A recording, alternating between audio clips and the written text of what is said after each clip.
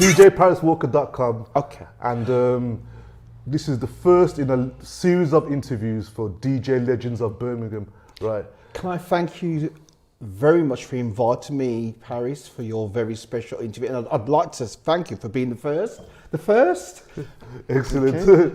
Well, the reason why I wanted to start with you, because hot off your success of Powerhouse, right? Powerhouse was the first place that I ever saw you DJ. Okay. As a child. We're talking, I was about 15, and we was exposed to some incredible music of the time, right? But I want you to take me back to when you first started DJing. How old were you when you first started DJing? Well, to be fair, as far as a DJ was concerned, it was more with my brothers, because we was involved in a reggae sound system called Lord Jacob. How old was you about that time? I was 16, to tell you the truth. I was 16. I was the eldest brother, and a group of us, myself, Mouty, my brother who's got a catering business out, Angie's Catering, Roy, Gary, you know, we all, and Robin Smith, who, you know, who's done very well for himself in care and everything. You know, so we was all part of a sound system called Lord Jacob in Saltley in Birmingham. In Saltley? Yeah. Back in Saltley, that's interesting to know that there was a reggae sound system from Saltley. Oh no, there was reggae sound system. We had Count Flash. What sort of year? We're talking? We're talking about 76, 77. I remember as a record collection, I've always been a prolific record buyer. And what started me off in buying records, but I'm going to say it in print now, what started me off, I wanted to borrow some records off a friend, and he told me the proverbial F-O. Okay. And I thought, right, one day you're going to want to borrow a record off me. Wow. So, you know, that's what started me on my journey, is buying records, and I was always a record buyer. And as I said, I did the reggae sound system with my brother for about. So what kind of music, 3 what kind of years. reggae was rocking? Roots. So tell me the political landscape of Birmingham. What was you going through at that time? What was your family life like at that time in that 70s era? Because 76, I kind of remember it as a child as a heat wave year. Yeah. And it was very hot, and ethnic minority people, I should say, wasn't really doing that well in Birmingham. Well, to be fair, I mean, I used to go out a lot with my friends at the time. We used to go to Rainbow, Mayfair, Locarno, Top Rank, Okay. Boogie. No, it wasn't Boogies. It was Barbarella's then. So Grand Hotel. I remember some stories of Grand Hotel, but it's like, it was a really interesting time of my life where at that time, during that period, I've always loved the soul. And what used to happen, I always used to listen to Radio Luxembourg. So musically, I was with my friends with the reggae sessions, and then with the soul side of it, I used to be in my bedroom with my headphones on, listening underneath the radio, trying to find a signal to listen to Radio Luxembourg. Because the thing is, right, you started off with a reggae sound system, and I could never connect how you ignited such a huge R&B, soul R&B scene of that time. What happened was... How did that come? How did you make the transition from playing with your brothers with a reggae sound into this DJ Frenchie T that we know for Powerhouse? Well, put it this way, I fused the elements really, because I'll never forget my first records I bought. When I was 16, I worked at Lewis's. I got my first job. I left school and I was going to go into sixth form, and I started working at Lewis's, and Graham Moore had a record shop.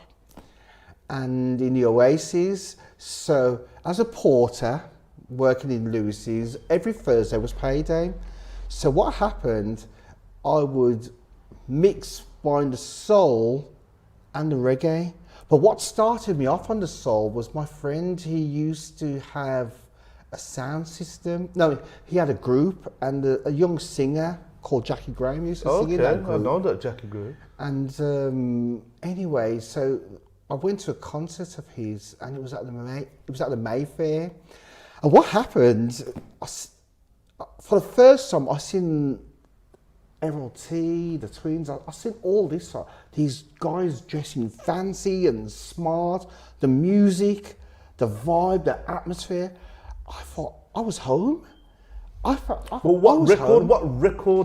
what particular track or tracks, or because I know some incredible 70s R&B came out at that time. You're talking about people like well, around 1974, 1973, 74. There's a lot of Parliament funk and that. No, there was a phrase called the shuffle. I was at school then, so you had things like James Brown.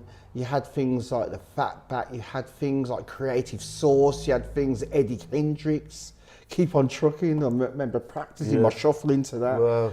And it's like that kind of started me off. But what I kind of realised where my soul-y side came into it, I was always fascinated with Isaac Hayes' Shaft, but more importantly for me personally was the Four Tops, Are You Man Enough? Okay. And what happened, it was like, I realised that I had a certain soul-y side, which, I don't know, to this day, I've maintained it with myself. So moving on, it was like, when I started to, so I combined buying reggae and soul during that period. So what happened anyway, when I was working at Lewis's, you know, I started to come away from the reggae side. And so my first records I can remember buying from Graham War's shop was Lonnie Liston Swift's Song for the Children on 7-inch. That's a massive classic. Trinidad, the John Gibbs Orchestra, if that's the right name. The dementia's kicked in. Oh gosh. And Cuba, you know, please forgive me for that. Gibson Brothers, and also there was something else, but the main thing about it was what it did. It introduced me to the world of the jazz funk thing, because I didn't know it existed. And when I discovered it, things like Ronnie Harris, Gary's Gang, Players Association, all these sort of things, I thought, geez, I'm home. Because what I'm getting at with your discovery of this music, right, was that Birmingham in the 70s and early 80s was, from the black community point of view, was heavily reggae. You couldn't really get a gig unless you were playing reggae at that point in time. So how you managed to get gigs? Well, what happened? Well, to tell you the truth, what really happened, there was a transition where you had places like Barbarella's, Rebecca's, where you had soul sections and reggae sections. So it was literally sectioned off for soul. And you had like the Mayfair, Rainbow Suite, where you had the reggae element, the heavy, like the sound system, and then they played a bit of James Brown and something like that. But what happened though, for my part, the disco scene came into effect around 77, 78, 77, 78, 79. The disco scene, the jazz funk scene started to come into play. And now I was more and more into that. I was more and more into that. And I met a young DJ who was buying records, and I met a young DJ called, at the Discovery, called Paul Dixon. Wow. And Paul Dixon, Paul mixed with a Dixon. And the thing is that, you know, up until this point, I was starting to go out, but I never really went out to places like Chaplin's and like anything around that time, because I had young children. So what I'm getting at is that because of your responsibilities, the responsibilities, and also in a relationship that I really cherished at the time. I wasn't really that bothered about going to clubs and all that in that. Okay. The kind of clubs we was going to was more like Rising Star Okay. and with KKJ, because KKJ used to be the Chris Kennedy Jr. Yeah, from, he was a disco BRMB. DJ there, as well as Disco? playing reggae. Yeah, he was a disco DJ, as well as playing the reggae. He was more on the disco side. So every Friday's Rising Star, you know, that was a routine. So around the 78, 79 period, so Rising Star, I was still going to the reggae clubs, but I was more and more getting involved with the soul scenario. So what sort of DJs was around you influencing this R&B and soul? See, the soul side of it, I didn't really discover the likes of Sean Williams, Colin Curtis, Dave Till, Graham Wall. I knew of Graham Wall because I went to his record shop, but I didn't really know the other elements till around 1978, 79. That's when I really started to discover those guys. And my first experience of going, I wanted more of this music, and I'll never forget, I went to an all-nighter. I wanted more. I wanted to know what this jazz funk scene was, because I heard so much about it from my friends, and I thought, right, okay then, let me go and find it. So I went to an all-night at Locarno, and I just was, I was blown away. I was just blown away. The dancing, the vibe, the style, the arrogance. You know, you had to be part of a scene, and I wasn't part of that scene, so it was like I was the outsider looking in. But I was fascinated with the scene, and you know, so I started, as far as the soul records side of it, I was really starting to buy more and more of that sort of stuff. Because if I sort of fast forward you a little bit to, I'm saying 1981, 82. I'll take you back. Right. Let me take you back to 1980 with this young gentleman, my young friend who became one of my greatest friends to this day. It's Paul McSwizzer Dixon. His name's Shaquille Dixon now. So we started we got to communicate together. So we said, right, so we'll form a DJ group, and we called ourselves the Atlantic Connection. Okay. So what we did, we did our first promotion at Stars. You know where the Dome is? Yes. We did our first promotion. There was 15 people in there. Wow. And the big record at that time was Hiroshima Warriors.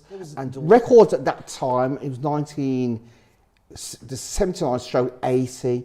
So it was like, that was our first launch into the DJ world. And then what happened, we started doing American parties, American-based parties, and so forth, because his girlfriend at the time was her mother had lots of American friends, and so they had parties and so forth. So that took us more and more into the world of soul music. And then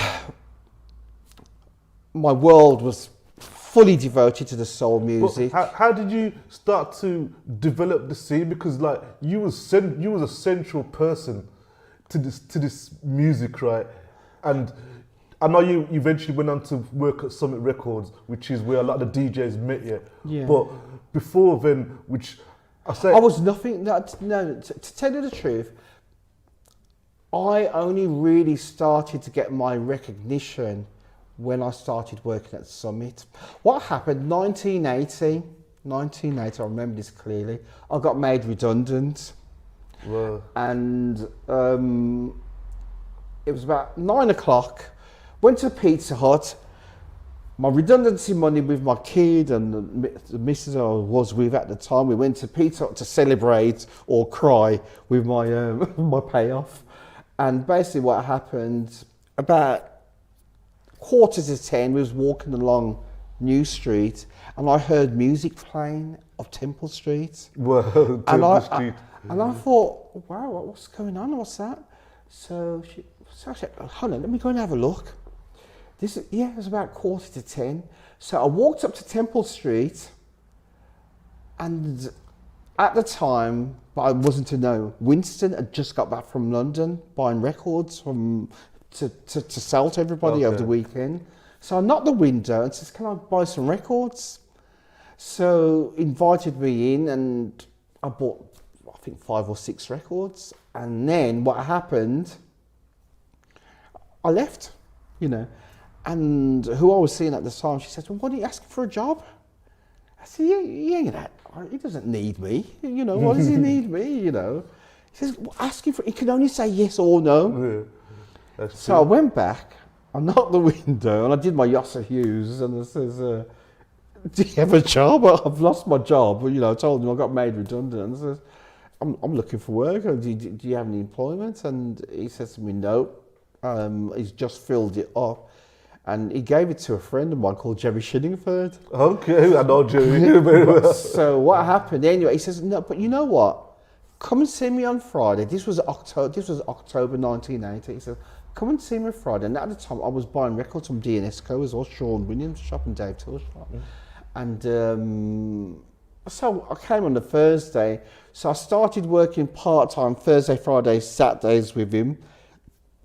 After 2 weeks, I became a full-time member of staff.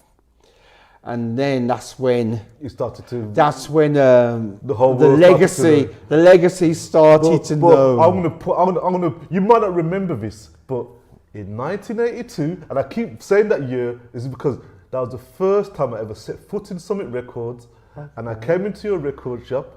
Right, was it Temple Street? It was Temple Street, and the guy says, "I says, so where's all this jazz, funk, and hip hop and R&B and all this stuff?" Oh, it's downstairs. There's a guy called Frenchie. And that was, I think, probably Trevor. Winston. It was probably Winston. Probably Winston or Trevor, because there was Trevor and Winston there. Trevor's upstairs. Winston was powerful. So I said, okay, let me go downstairs. And I went downstairs. I saw you and a 12-year-old DJ Paris Walker, right, went up to you and says, so what have you got, right? And you go to me, but so what do you like? And I says, I like breakdance. I've got a record for you. And you pulled down an import version of African Bombata's Soul Sonic Force, Planet Rock. Okay. Right. And I says, well, how much is that? And he told me some ridiculous price. I said, oh my. It was an import. And I didn't know, at the time I didn't know about imports and whether records are straight from America or records released here. I says, haven't you got it cheaper? And he goes, well, you don't really want that. You said to me, you don't really want that version of the cheaper one. I says, well, I've only got like 4 or 5 quid on me, man. You know what I mean? So you pulled down a Polydor version of African Bombata's Soul Sonic Force, and I bought the 7-inch version of it. And I went home, right, and I was so happy, right. And the first gig I ever played as a schoolboy, right, I did a youth club and I played that record and it smashed the place, and that started my career as a DJ. Okay. Well, to be fair, on my side, what happened was that because I was in a position where I was starting to see a lot of DJs promote and so forth, I didn't want to be a DJ because I wanted to be everybody's friend. So for me, it was more important to be everybody's friend and not to be competition with people.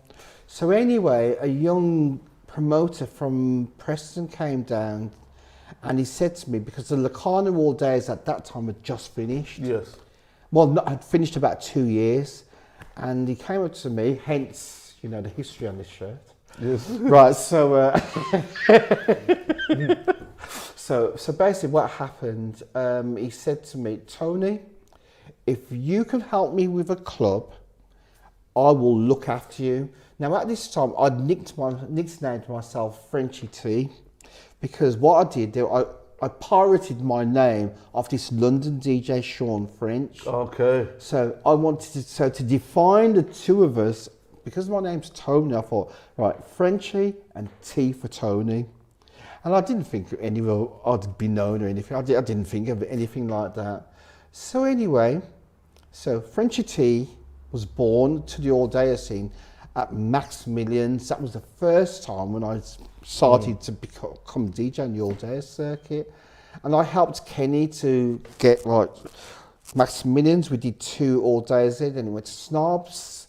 Then it went to Romeo's and Juliet's. Romeo and Juliet. Then changed its name to Steptoes. Then it went to the Powerhouse. Yes. The Powerhouse, well, I'll tell you more about that in a while. Then as a promoter, I also promoted the Hummingbird All Dayers with Tony Bing and Elliot Brown. And basically, what as I said, during the period from Maximilian's to the Powerhouse, I built up a reputation as a DJ, travelling all over the country. And as a young person, as a young man, I wanted to beat this drum about Birmingham because I was a bit of a rebel. Yes. I must admit, I was a bit of a rebel behind the scenes, not in front of it, behind the scenes. And I'd managed to gather interest from London in regards to Blues and Soul magazine, where I wanted to promote Birmingham, I wanted to promote the Midlands, to say we had this scene, why is it nobody taking no notice of it? And so I received a letter one day from Blues and Soul to say, we are happy to, because what I used to do, I used to write letters, reports I'll say, and send it down to them. And I had a letter, and I was given to the gig to say, we thank you, we're proud to announce that, you are now a contributor for Blues and Soul for the Midlands area. Wow. So that kind of started things off for me. There was a young editor from London for the Black Echoes magazine, Lindsay Wetzker, and he used to travel up and down the country, and so we got kind of friendly with him because with all your days in, because he noticed, even though that the music was like electro and funk and so forth, what you have to remember at that time, you had a jazz room, Yes, but everything was played in one room in regards to the soul, the funk, the electro, the hip hop. Everything was played in one room. But that's another topic. That's another topic. But at that time, even like with house coming in, but that's more later. So I'll come back to that at a later time. But the scene started to grow, where you had like 200 people, 300 people, 500 coaches coming from all over the country. This scene was exploding. Yeah, because I went down there, right? The record that I could associate what stampeded the dance floor, what you used to play, was Nucleus Jam On It. Do you remember that record? Okay, I remember. Do you remember how big Jam that On record It, Jam On It, things like Johnson Crew, things like the Smurf, but also you had things like Wolf Ticket, you also had things like Stone, and at that period, during that time, those records, Pleasure Glide, you know, so you had cult records, and you was the man to break those records to young DJs coming up like myself.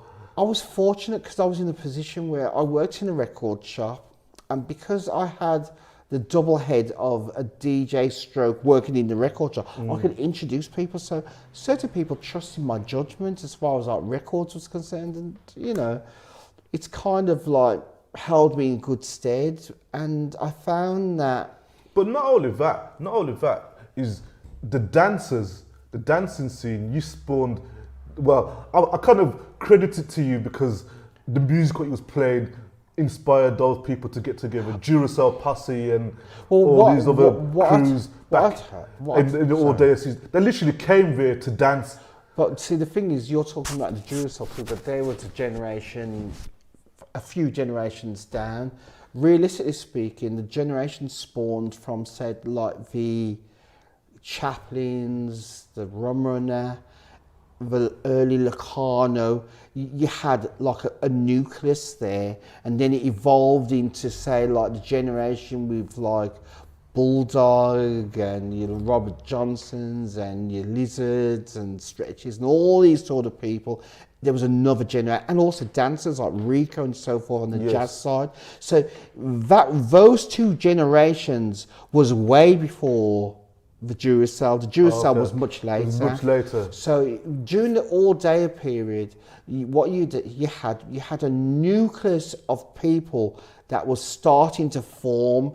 So as a DJ, going out to all these different things, because I was fortunate enough organising coaches with Shaquille.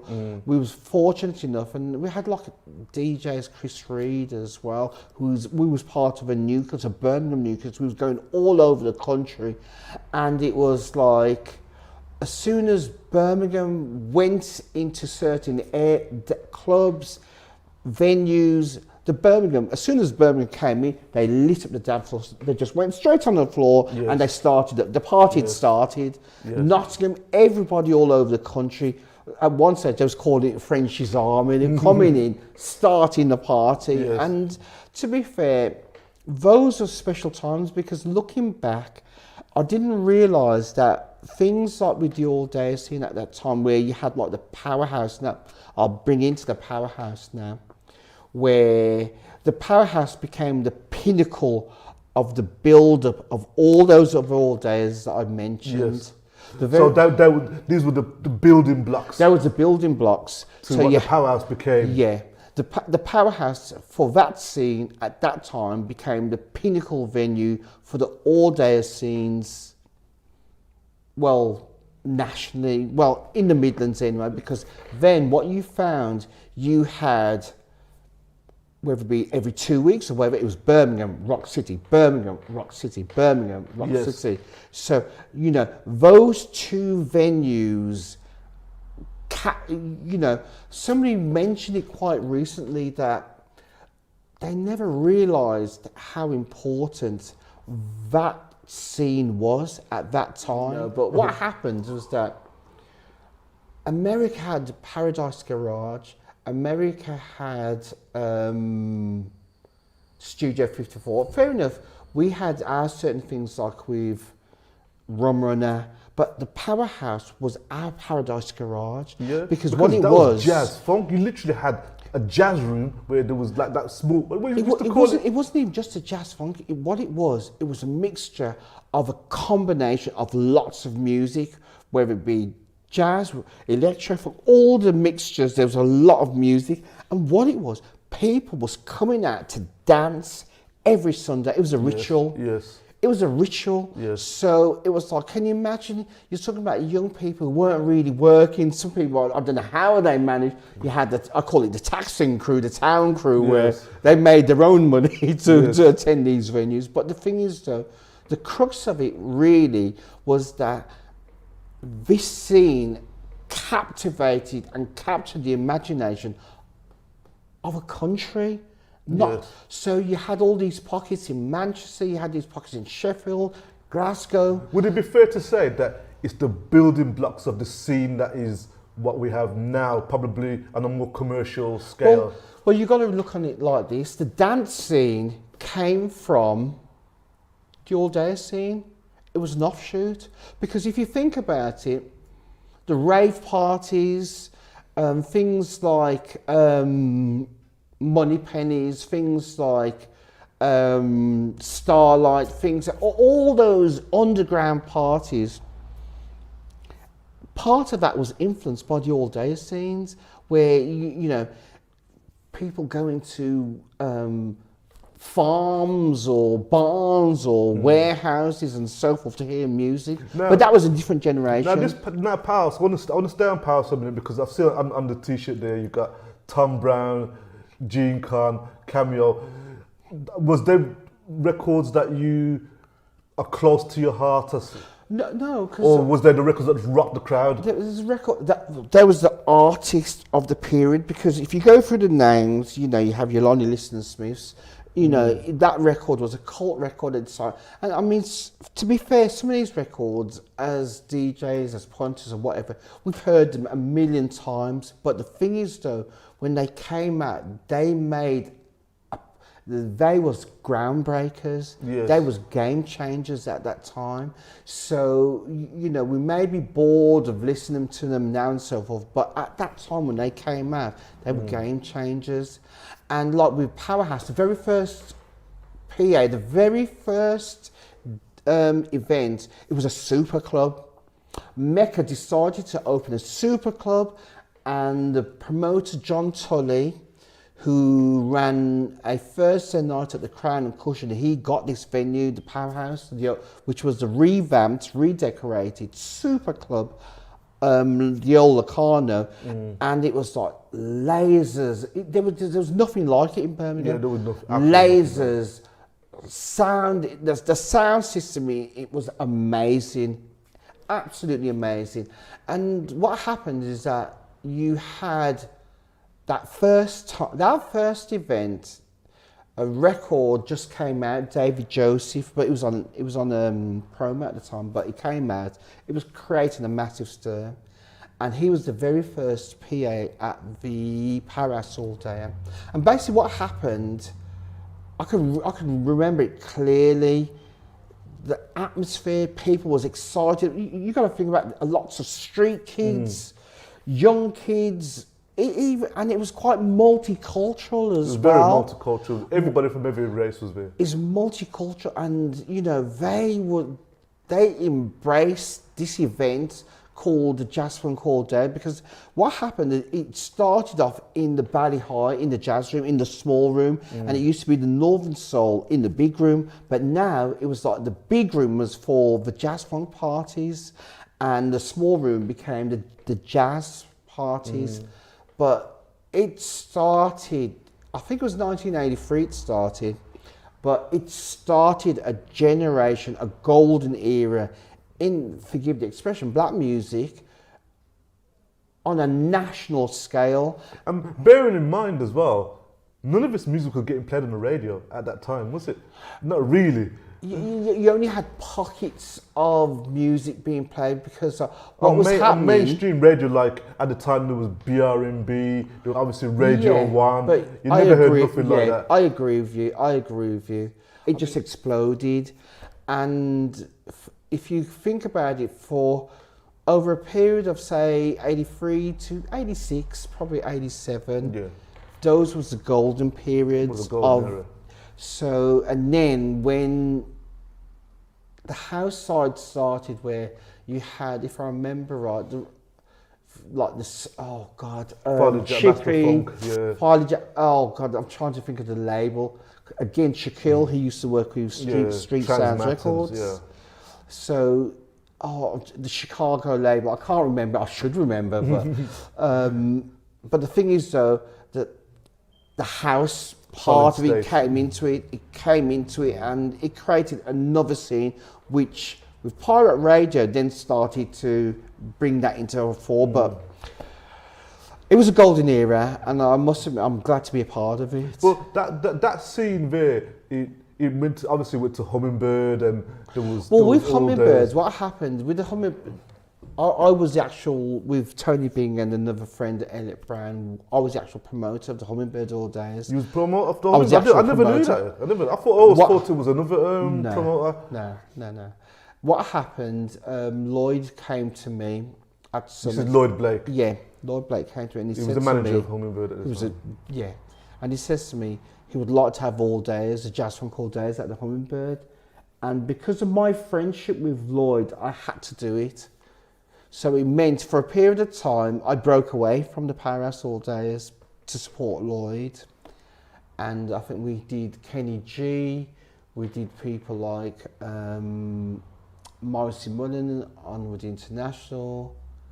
You brought in a whole load of artists. A lot of artists, what I noticed about when the All Days went to the Hummingbird is a lot of artists whose career probably was washed up at that time. Like, I'll give you an example, Betty Wright. Washed up at the time, but the record, because it was played in Birmingham, it was that big that you was able to bring her to the Hummingbird for an event. See, what happened was that Lloyd had a philosophy. He said that, look, this is a black music venue. It is our culture, our right to have black music played in a black music club.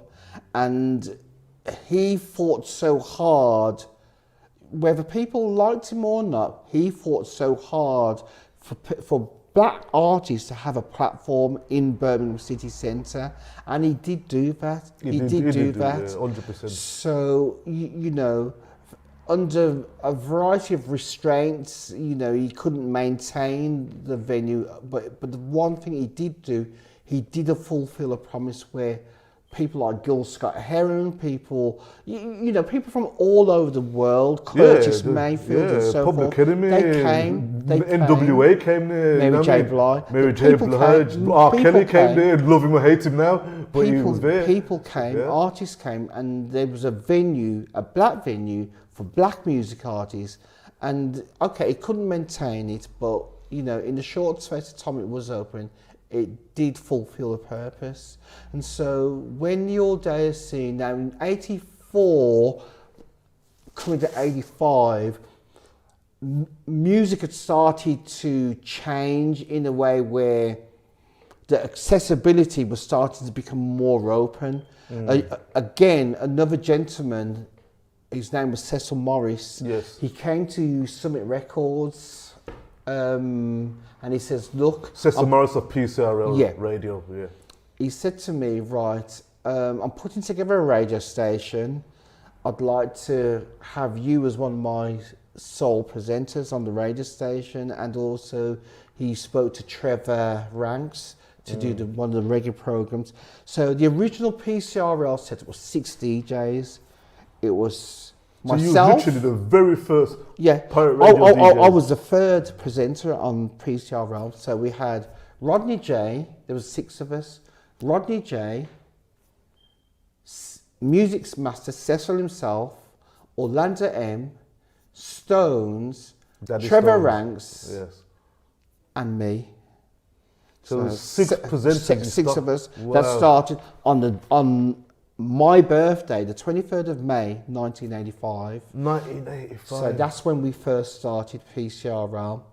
And what happened was that as the popularity of pirate radio, because what happened, London was already up and running with pirate radio, yeah. So Birmingham had it, and like with the raids, and to be fair, Cecil, I think he was underestimated. People have underestimated the impact that he made in the Birmingham music scene. No, he had a massive impact on the for DJs like myself. He had a massive impact on the music scene with PCRL. It blew us away that someone was brave enough to step out and start to broadcast black music in that way. Well, the thing is, how I would put it as well was that he gave in Birmingham black music a platform, but also as well there was a lot of diversity in putting that music, because he was raided, he went to courts, he was fined, the threats of prison, and you know there was a lot. What he stood up, faced the company saying, well look, hang on, the country, you know, the media and so forth, look, we needed to present music, our music, in our own form. And at that point in time, he wasn't allowed to do that. It wasn't allowed, but he still in the face of adversity, in the face of like, for the love of music as well, he did it. And, you know, whatever accolades that should be given, that he should have. The first person I would give, I'd raise 2 hands to, is Winston Gordon, Summit Records. There is nobody on this planet I can give. Would you say that he was your mentor, Winston? Winston Gordon, musically for me, was the most important person. What was his knowledge of music? Was he more reggae? Because I always saw him as this more reggae orientated sort of guy who came to you for advice. But it was the other way around. Winston's music knowledge was very diverse. His favourite musician was Jimi Hendrix. Jimi Hendrix? Yep. That's surprising. Jimi Hendrix was his favourite artist. He could tell you every album, every track on every Jimi. He had the complete collection of Jimi Hendrix. Wow. With the reggae side of it, he had gathered himself a reputation as a promoter, but also as well what he did, he had a shop in Wolverhampton called the Hit Factory before he started Summit Records. And himself and Don Christie, again, I have so much admiration for Don Christie. The two of them, even though you had all the other, like Quaker City Zion and all that, when they had record shops and Black Wax and all that, Don Christie and Winston at Summit Records came to Birmingham City Centre. Yes. And even though you had Bailey's Records, they brought music into black music to a different form. They were all the places. As a DJ coming up, they were the only places to go for music. If you wanted up to date, up front reggae, hip hop, or R&B, or house, or any of the genres that we just mentioned, Don Christie's The Summits was the places to go. And yourself, obviously, on the On the R&B soul hip hop, side, yeah. and Trevor Ranks and Trevor, Lenny, Everton. it was Lenny at Yeah. Don's and Don himself. Yes. But pirate radio, I have to say that. Did that help the sales of music at that time? Because, Oh God, yeah. Because selling music now, right? One track that I would say I credited you for moving as far as retail is concerned was On Vogue. Hold on. See, but En Vogue was more later on. I know it was later on, yeah, but it was a record that they were unknown, completely unknown, and it was an import record, and it was like an underground record that took off. See, my take on that is that you have lots of different records that could have been, I call icon records. The first one I would say would have been Kenny Burke, Rising to the Top. The second one I would have said would have been Chaka Khan, Ain't Nobody. The next one, even though you had lots of records in between that, in Birmingham, I had the privilege of having one of only 3 copies in the country of Sahara's Love So Fine. Oh my God, I remember that record. So it was a nice pat in the back for me, and it was my birthday and all that kind of stuff. But the thing is though, as I says, moving on, I was personally driven to wanting to promote a soul and dance station in Birmingham. So I know it's quite legendary, me and Cecil's arguments at PCRL. And you moved to get fresh. So it was like, I just thought, you know what, I just wanted to have I wanted a soul station. So when I left PCRL, I left there. How long did you stay at PCRL just before you? I was at PCRL from 1985 to 1987. So you spent 87, 2 years. a couple of years. And then, funny enough, I was in I formed a station called SCR with Don Christie, Second City Radio, Tony Owens, Ricky Bailey from Delegation, Uncle Sam. There were 6 of us. Myself, there's so many. Uncle Sam, Don Christie, Tex Flint. Yeah. Wow. Tex Flint, yeah. So we formed... He was the organiser of the Birmingham Carnival as well. So we organised Second City, and really that didn't really... Through a variety of different things, it didn't really last that long as how we wanted it to. And then I broke away, and funny enough, the engineer I'd use I was quite close friends with Tony Monson, and we used the engineer for Soul Radio. Okay. So, and then when I set up Fresh FM with my mate Mike Paul, I just didn't want to know nothing. I was burnt out with music. I hated music with a passion. By that time. And he taught me into setting up a weekend station, and I used Gordon Mack's engineer at that time, and I must admit I had a lot of fun with that station. But it had a massive, just for it being a weekend station, Fresh FM, that had a massive impact on the scene as well, because it ignited other DJs. Fresh FM was the first proper black music and dance station in Birmingham. What was your motivation to My motivation was I wanted to show London that Birmingham had a scene. I started to lose interest in music because of one reason or another. Around 1991, 92, I just had enough of music. So I didn't want to know. So I actually came out of music for nearly 18, 19 years. I lost interest.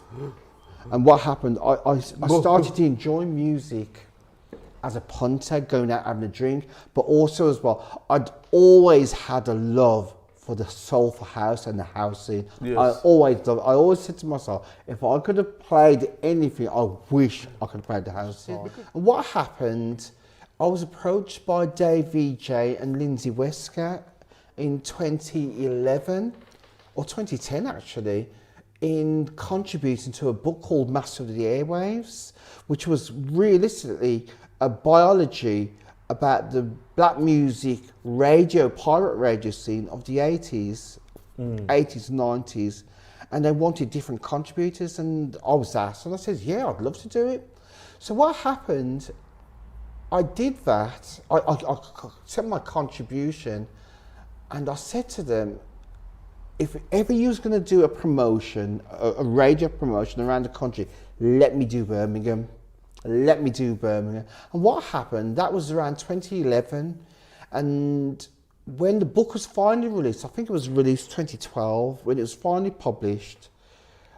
So what I did, I took the book to promote, because the London launch, originally the launch was going to be done in Birmingham. Okay. Then they changed it to London. And what happened, I thought, right, if I'm going to promote it like this, I'm going to go around and connect with like Mike Shaft, Colin Curtis, all these people who are part of the music scene. And I'd go around the country with the book, taking pictures, and it started to give me a buzz. And at that time, I was a regular going to like all the all-dayers, not all-dayers, sorry, the weekenders, and different sort of music scenes, So connecting with my music past, I started to get a buzz. I really started to get a buzz. And what really did it for me was hanging around for 2 weekenders with the My Soul crew. My Soul from London? Yeah, hanging around with them at the Southport weekenders, watching how they did things. You did a radio show for them as well, didn't you? I did a guest spot. I did a guest spot for them. And what happened, I'd never realised I missed music. I had that bug again. And I thought, okay then, so I think it was Minehead 50 or 49. And I came back from that, I was buzzed out. And I thought, because at the time I was really good friends with a friend, Dave Simpson, who did a magazine called Soulmate Magazine. Oh, okay. And he gave me lots of vibes. And I thought, right, I need to get back into music. So I thought, I came back and I wanted to set up a radio station. That was it, I got the bug.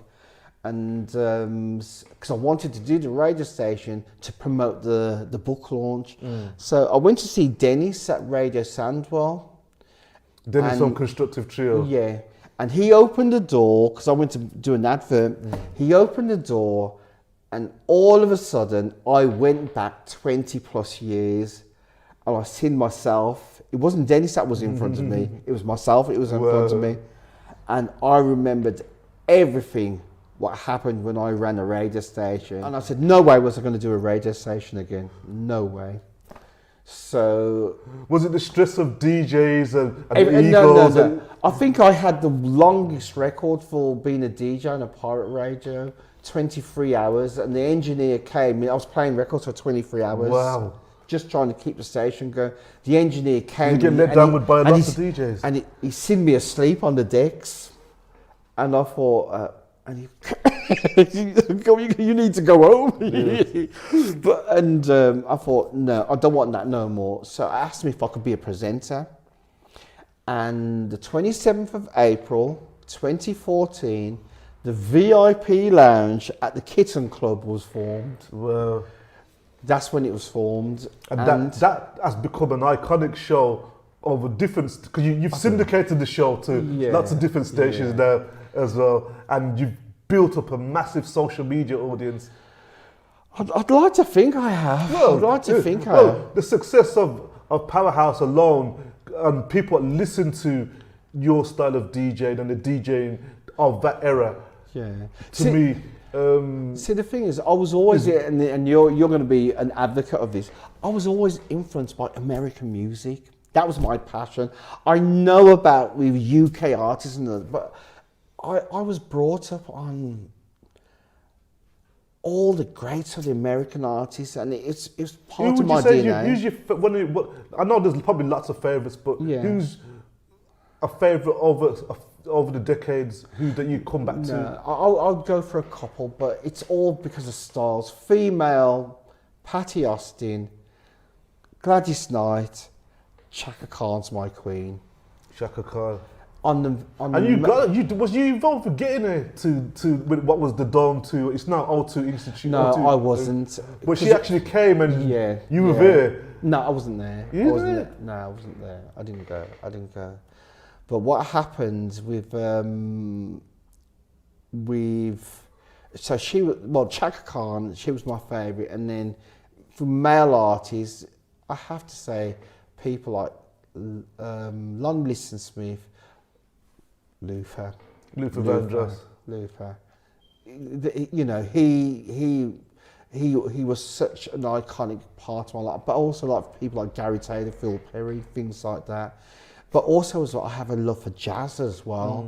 So I'd like to think I'd have quite an eclectic taste, but like coming later on into the years, especially when I started the Kitten Club, I wanted to play house because I never had the chance to play it, and I was doing it. But you spawned a lot of house DJs with the record shops. With the record shop, because shift work, and you had obviously Crystal Force with Andy Playboy, Andy Ward, obviously Andy Ward has obviously gone off the Richter scale, and you know what I mean. Name me some DJ, because a lot of DJs have come into the business because of you, because they've been to your record shop. They started as a collectors, and then they became DJs because of your influence. Well, I'd like to think where I look at people, I see like the young generation, I see like E-double-D, I see... and E-double-D was a regular, he ended up working at the record shop as well, didn't he? I know. E-double-D, Andy Ward, I see young people like... what about Dr. Funk? You Dr. I worked with him. Cash, you know, when it came to the radio, you know, of everybody on the radio, if I was to look at somebody who was kind of like my boy as far as like the radio was like, Cash will always be very special to me as far as like radio was concerned. Like with the effort, the energy, and the what we tried to do to make a radio station.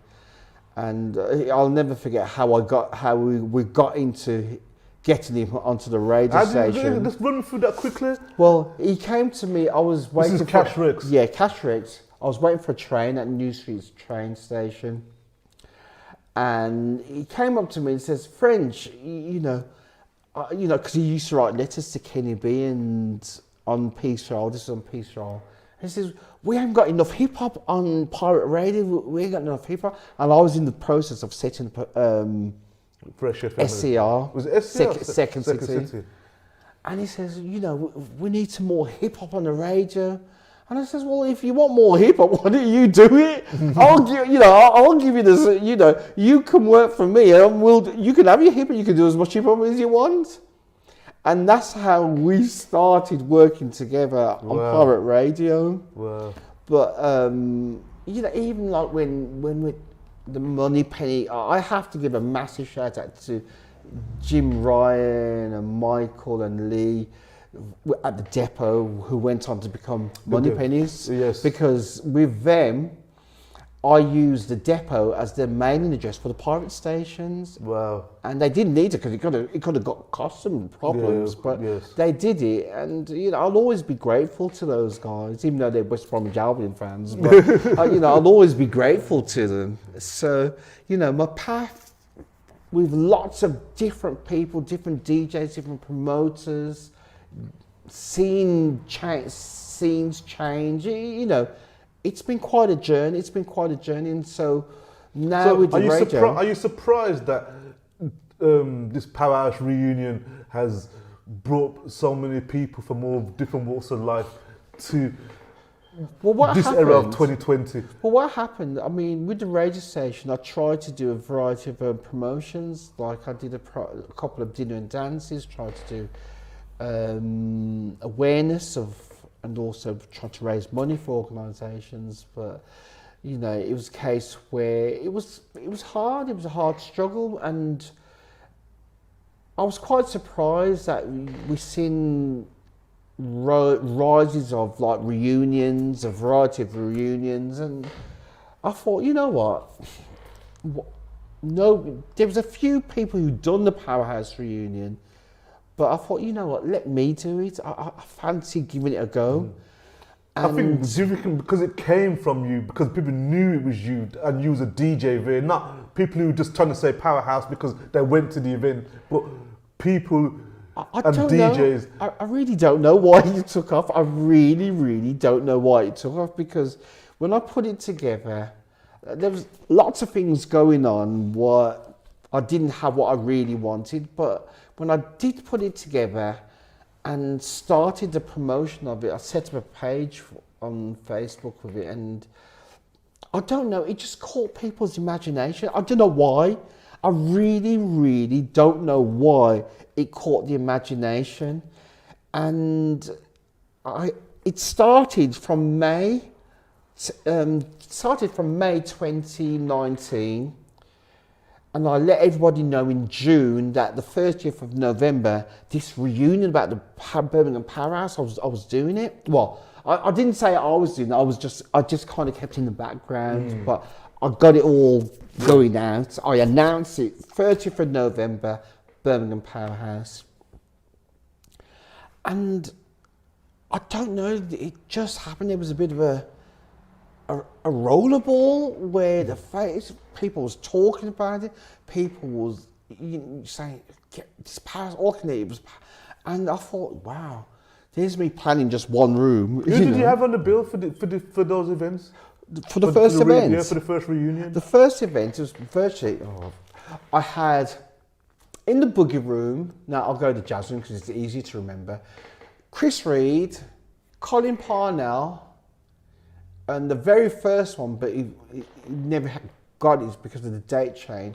But Chris Rivendock, Chris Reed from both who was on the Powerhouse with me, Colin Parnell, and Killer Jim from Nottingham. That was the jazz room. The funk room was Bruce, Shaquille Dixon, Bruce Q, Shaquille Dixon. Or Paul Mixed Wizard Dixon, as people knew him as. At that time, but he's a Muslim now. Kenny B, and also Kenny B from Fitzroy. Chic Squad. Yeah. Kenny B. Yeah. Then Fitzroy, Fitzroy from the Soul Survivor magazine, and Simon Schoolboy Phillips. That was the first DJs. Simon Schoolboy Phillips from Nottingham. Leicester. Leicester. Leicester. Yeah. It's one step ahead from Nottingham. Yeah. So those are my DJs, and what happened? It wasn't the DJs that made the event. It was the magic of going back in time, remembering our youth, remembering friends, because we'd lost a lot of friends over the years. But did you see original faces from? When you was going through the crowd, did you see faces from that era? Well, older, but obviously the older self. Well, speaking about the event itself, I was shocked about the response to it. I was really shocked, and so I thought, what I'll do to make it extra special, I'm going to reach out to certain artists to make it special, and I didn't announce it. So I managed to sort out Carl from Loose Ends. Wow. I managed to sort out Lester from Atmosphere, Dancing Out of Space. and because I actually managed projection. How did you find Atmosphere? I found, I had the resources to find, and Doreen from Projection as well, because I used to manage them. Wow. So there's a lot of things people don't realise what I was involved in. And what happened, so I didn't announce it that they was coming. I just wanted everybody to come on the back of the Powerhouse reunion. So on the night, I was really, really amazed. I mean, I didn't enjoy it myself because... You're never going to enjoy it as a promoter because you're too much was going on. Yeah. But looking down at the crowd, watching the bodies moving and the appreciation of the people hugging people that I haven't seen in years. I wanted to come myself, but because of work commitments, I couldn't be there. But I was there because the social media made me be there because everybody was filming it, and it was just I was shocked. Incredible. And I was thinking, this really took off, and I saw faces that I knew from who used to go when I used to go to Powerhouse back in the day. What was amazing for me was one of the DJs, Fitz. Fitz, he says, London has not got nothing like this. And people were saying that, I mean, they were saying that it was like, this was what one of the best night outs for the decades. Yes. And again, I couldn't see because, you know. Well, the comments that I was seeing Yeah. on social media said it spoke for itself, and Yeah. it was obviously a phenomenal